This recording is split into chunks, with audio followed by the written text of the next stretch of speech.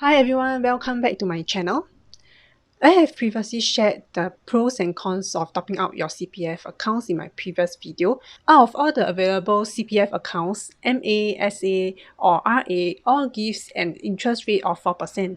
You will also be able to enjoy tax relief if you top up to either of these three accounts.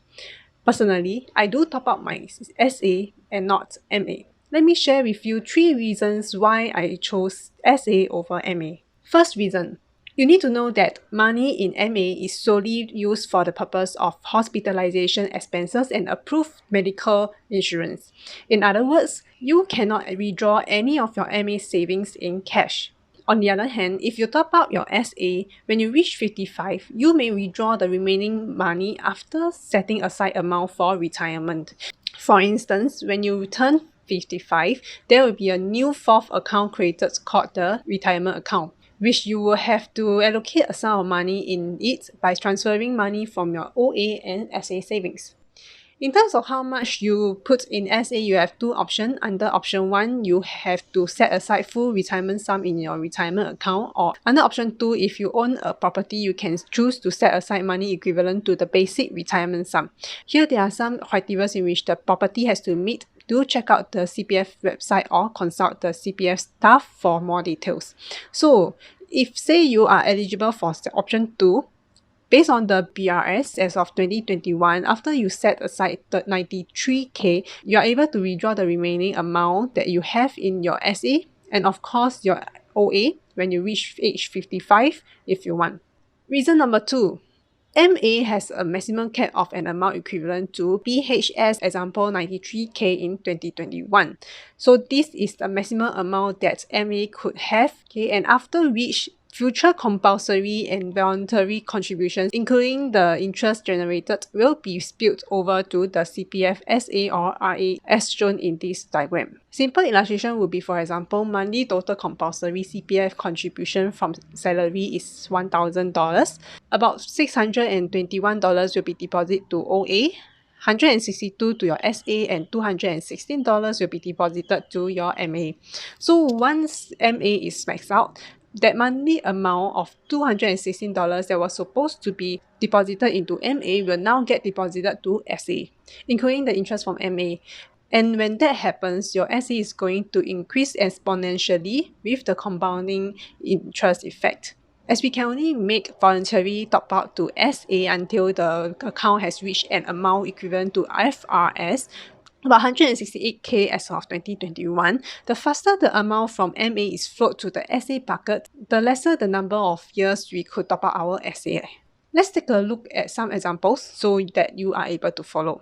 Okay, Mr. Tan is here again. He earns 3K per month and is entitled to 3 months worth of bonus in a year. His mandatory CPF contribution consists of 2 parts, employee's portion which is at 20% and employer's portion at 17%. For the purpose of this illustration, I have made a few assumptions. Number 1, I will assume that his salary remains the same even until he reached 55 years old. Secondly, using BHS FRS amount as of 2021, even though this will change every year. Number 3, CPF allocation rate for mandatory contribution remain unchanged. This row indicates the SA and MA ratio of the mandatory contribution according to DCPF allocation rates from CPF website. So in this scenario, assuming Mr. Tan didn't make any top-up to his MA or SA at all, just from the accumulation of the compulsory contribution from his annual income and interest over the years, his SA would not reach 186K by the time he reaches 55 years old. Okay? In other words, he can still top up his CPF when he is much older. On the other hand, his MA savings will have reached 93K when he reaches around 46 years old. What will happen when he reaches 46 years old when his MA has been maxed out is future mandatory and voluntary contributions, including the interest generated, will be spilled to the CPF